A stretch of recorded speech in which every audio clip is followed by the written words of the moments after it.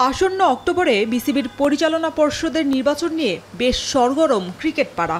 বিশেষ করে আমিনুল ইসলাম বুলবুলের বর্তমান বোর্ডের পরিচালক ইফতেখার রহমান মিঠুর ক্লাবসহ 15টি ক্লাবের আপত্তি নিয়ে কাদা ছোড়াছুড়ি কম হয়নি। ক্লাবগুলোকে অন্তর্ভুক্ত না করার কারণ হিসেবে দুদকের অনুসন্ধানে থাকা একাধিক অনিয়মের তথ্যই তুলে ধরা হয়। তবে ইসির যাচাই বাছাই শেষে 15টি ক্লাবসহ 5 জেলা সিলেট, বগুড়া, পাবনা, সিরাজগঞ্জ এবং নওগাঁর কাউন্সিলরশিপও অনুমোদন দেওয়া হয়। শুধু চূড়ান্ত তালিকাতে শূন্য রাখা হয়েছে নরসিংদীর কাউন্সিলরশিপের ঘর। তবে যুব এবং ক্রীড়া উপদেষ্টা আসিফ মাহমুদ সজীব ভুইয়া মন্তব্য করেন, শুধু কাউন্সিলর হিসেবে ভোট দেওয়ার জন্য এমন ক্লাব রাখার কোনো মানে নেই। অনিয়ম করে যদি কেউ কোয়ালিফাই করে থাকে এটা ফার্দারও আরও ভালোভাবে দেখা উচিত, কারণ নাম কাওয়াস্তে যার কোনো ঠিকানা নাই, ক্লাব এরকম ক্লাব রেখে তো আসলে ক্রিকেটের কোনো উন্নতি হচ্ছে না।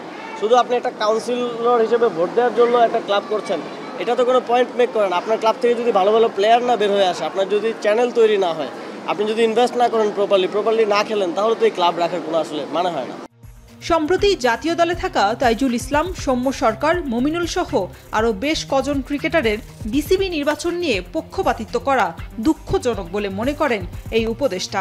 রানিং ক্রিকেটার খুবই দুঃখজনক যে বোর্ড ইলেকশন নিয়ে কথা বলছে, যেটা তার যে কন্ট্রাক্ট সেখানকার সম্পূর্ণ ভায়োলেশন, এবং এই যে ক্রিকেটারদেরকে দিয়ে দলাদলি করানো, এটা আমি যখন অ্যাজ এ ফ্যানও দেখছি 2 বছর আগে, 5 বছর আগে, এখনও এটা হচ্ছে না, খুব দুঃখজনক। এবং যারা এগুলো করাচ্ছেন তাদের আসলে শেম ফিল করা উচিত।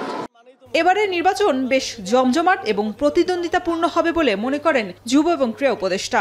প্রতিদ্বন্দ্বিতার মধ্য দিয়ে যে আসবে সে, তাকে মেনে নিতে কারো কোনো সমস্যা থাকা উচিত না। গণতান্ত্রিক প্রক্রিয়া যে আসবে সে, তো এই পরিবেশটাই আমরা সামনেও চাই, যে প্রতিদ্বন্দ্বিতা হবে। কোনো প্রধানমন্ত্রী এসে ঠিক করে দিবে না, বা কোনো প্রধান উপদেষ্টা বা ক্রীড়া উপদেষ্টা কেউ ঠিক করে দিবে না যে কে হবে, তার জন্যই সব আয়োজন হবে।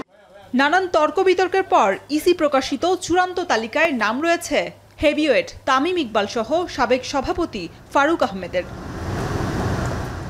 শরীফ রাউশন, এখন, ঢাকা।